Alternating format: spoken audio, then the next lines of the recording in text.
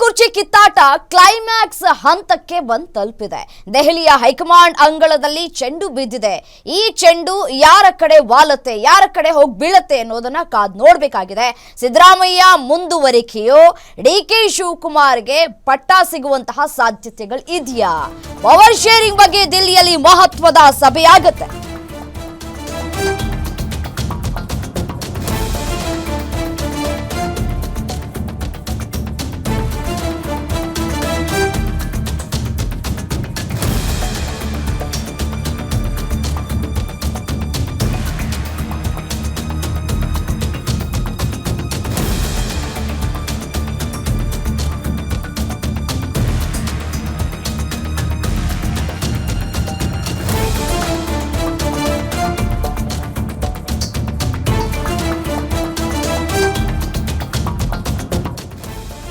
CM ಕುರ್ಚಿ ಕಿತ್ತಾಟ climax ಹಂತಕ್ಕೆ ಬಂದು ನಿಂತಿದೆ. ದೆಹಲಿಯ ಹೈಕಮಾಂಡ್ ಅಂಗಳದಲ್ಲಿ ಚೆಂಡಿದೆ.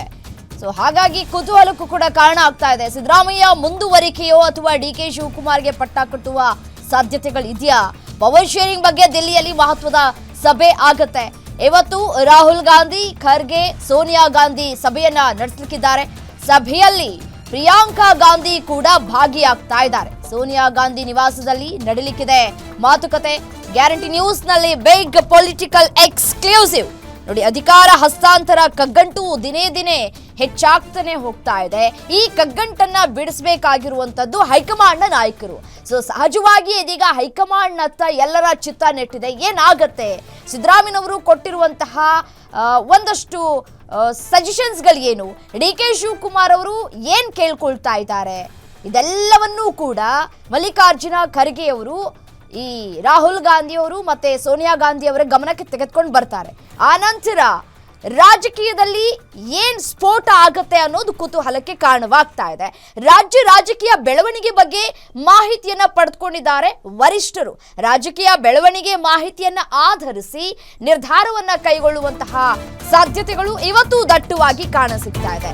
ಇವತ್ತು ಕ್ಲೈಮ್ಯಾಕ್ಸ್ ಹಂತನ ಅಥವಾ ಇದು ಮತ್ತೆ ಮುಂದುವರಿಕೆ ಹಾಕೊಂಡು ಹೋಗುತ್ತಾ ಅನ್ನೋದು ಗೊತ್ತಿಲ್ಲ. ಎಲ್ಲವನ್ನೂ ಕೂಡ ಹೈಕಮಾಂಡ್ ನಾಯಕರು ಅಳೆದು ತೂಗಿ ನಿರ್ಧಾರವನ್ನ ಕೈಗೊಳ್ಳಬೇಕಾಗಿದೆ. ನೋಡಿ, ಸಿಎಂ ಡಿಸಿಎಂಗೆ ಬುಲಾವ್ ಕೊಡುವಂತಹ ಸಾಧ್ಯತೆಗಳು ಕೂಡ ದಟ್ಟವಾಗಿದೆ. ಇವರ ಮೀಟಿಂಗ್ ಮುಗಿದ ನಂತರ ನವೆಂಬರ್ 29ರಂದು ದೆಹಲಿಗೆ ಬರುವಂತೆ ಸಿಎಂ ಡಿಸಿಎಂಗೆ ಬುಲಾವನ್ನ ನೀಡಲಾಗಿದೆ. ಇಬ್ಬರನ್ನೂ ದೆಹಲಿಗೆ ಕರೆಸಿ ಸಂಧಾನ ಮಾತುಕತೆ ಮಾಡುವಂತಹ ಸಾಧ್ಯತೆಗಳು ಕೂಡ ದಟ್ಟವಾಗಿದೆ. ಇಬ್ಬರ ಮನವೊಲಿಸಿ ಅಂತಿಮ ನಿರ್ಧಾರವನ್ನ ಪ್ರಕಟ ಮಾಡಲಿಕ್ಕಿದೆ ಹೈಕಮಾಂಡ್. ಎಲ್ಲವನ್ನ ಅಳೆದು ತೂಗಿ ಘೋಷಣೆಯನ್ನ ಮಾಡಲಿರುವಂತಹ ವರಿಷ್ಠರು. ಹೀಗಾಗಿಯೇ ದೆಹಲಿಗೆ ಬರುವಂತೆ ಪ್ರಿಯಾಂಕ್ ಖರ್ಗೆ ಮೂಲಕ ಸಂದೇಶ ರವಾನೆಯಾಗಿದೆ. ಬಹುತೇಕ ನವೆಂಬರ್ 29ರಂದು ದೆಹಲಿಗೆ ತೆರಳಿಕ್ಕಿದ್ದಾರೆ ಸಿದ್ದರಾಮಯ್ಯ ಮತ್ತೆ ಡಿಕೆ ಶಿವಕುಮಾರ್. ಹೀಗಾಗಿ ನವೆಂಬರ್ 30ಕ್ಕೆ ರಾಜ್ಯ ರಾಜಕಾರಣದ ಕ್ಲೈಮ್ಯಾಕ್ಸ್ ಸಾಧ್ಯತೆಗಳು ಕೂಡ ದಟ್ಟವಾಗಿದೆ. ಅಲ್ಲಿಗೆ ಒಂದು ಅರ್ಥ ಮಾಡ್ಕೊಳ್ಬೇಕು, ಇವತ್ತು ಇದು ಹೀಗೆ ಮುಂದುವರ್ಕೊಂಡು ಹೋಗುವಂತಹ ಸಾಧ್ಯತೆಗಳು ಕೂಡ ದಟ್ಟವಾಗಿದೆ ಅಂತ ಹೇಳಿ. ಯಾಕೆಂತಂದ್ರೆ ನವೆಂಬರ್ 29ನೇ ತಾರೀಕಿಗೆ ಇನ್ನೂ ಕೂಡ 4 ದಿನ ಕಾಯಬೇಕು.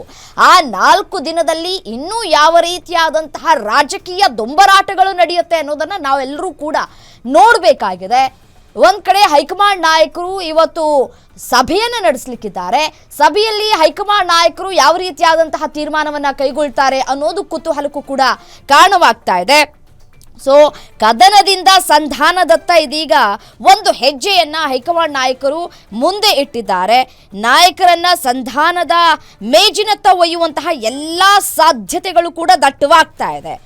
ಹಾಗಾಗಿ ಈಗಾಗಲೇ ಮಲ್ಲಿಕಾರ್ಜುನ ಖರ್ಗೆ ಅವರ ಬಳಿ ಸಿಎಂ ಸಿದ್ದರಾಮಯ್ಯನವರು ಕೂಡ ಮಾತನಾಡಿದ್ದಾರೆ. ಇದರ ಜೊತೆಗೆ ಡಿಕೆ ಶಿವಕುಮಾರ್ ಅವರು ಕೂಡ ಬೀಳ್ಕೊಡುಗೆ ಕೊಡುವಂತಹ ಸಂದರ್ಭದಲ್ಲಿ, ಅಂದರೆ ಬೆಂಗಳೂರಿನಿಂದ ಅವರಿಗೆ ದೆಹಲಿಗೆ ಕಳುಹಿಸುವಂತಹ ಸಂದರ್ಭದಲ್ಲಿ 50 ನಿಮಿಷಗಳ ಕಾಲ ಮಾತುಕತೆಯನ್ನು ಕೂಡ ನಡೆಸಿದ್ದಾರೆ. ಈ ಮಾತುಕತೆ ಬಹಳ ಮಹತ್ವವನ್ನು ಕೂಡ ಪಡೆದುಕೊಂಡಿದೆ.